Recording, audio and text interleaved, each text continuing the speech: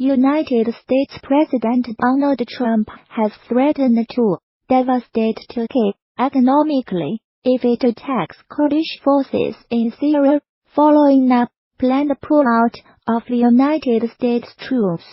In two tweets on Sunday, Mr. Trump said that he did not want the Kurds to provoke Turkey either. United States forces have fought alongside the Kurdish militia in northern Syria against the Islamic State group. Turkey, however, regards the People's Protection Units as terrorists. President Recep Tayyip Erdogan has spoken angrily about American support for the group and vowed to crush it. Mr. Trump's comments on Sunday followed further criticism of his abrupt decision to withdraw United States forces from Syria.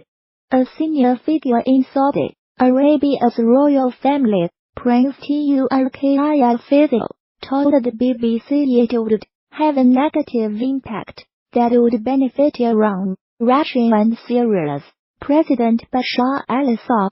United States Secretary of State Mike Pompeo is currently in the Saudi capital Riyadh as he tours the Middle East to reassure United States allies in the region. The president defended his decision to withdraw troops, saying any remaining IS fighters could be attacked from the air. He did not say how Turkey's economy would suffer if it attacked the IS. The United States imposed sanctions and trade tariffs on Turkey in August, amid a row over a detained United States pastor, contributing to a sharp drop in the value of the Turkish lira. Pastor Andrew Brunson was released in October. Mr. Trump also mentioned the creation of a 2-mile safe zone, which the BBC's Barbara Bladasher said hints at the kind of solution Mr. Pompeo is trying to negotiate.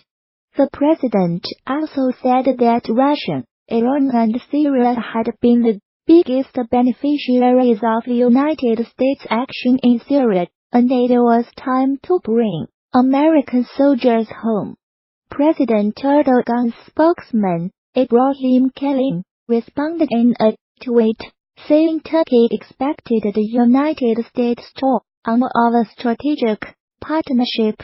Terrorists cannot be our partners and allies, he said.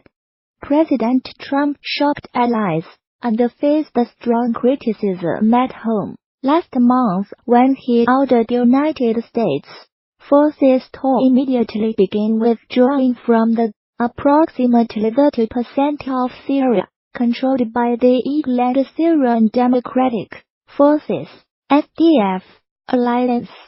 The United States military began its pullout last week by withdrawing some military equipment from Syria, although its troops remained in the country. Over the weekend, Mr. Pompeo said he had spoken to Turkish Foreign Minister Mevlut Cavusoglu by phone and was optimistic that an agreement could be reached with Turkey to protect Kurdish fighters. He did not give data. Speaking in Abu Dhabi, Mr. Pompeo said the United States recognized the Turkish people's right and Mr. Erdogan's right to defend their country from terrorists. We also know that those fighting alongside us for all this time deserve to be protected as well, he added. In Riyadh, the Secretary of State is expected to discuss Iran and the conflicts in Yemen and Syria, United States media report, as well as seeking an update on the investigation into the murder of journalist Jamal Khashoggi. Mr. Khashoggi, a critic of Saudi Arabia's rulers, was murdered at the Saudi consulate in Istanbul 3 months ago.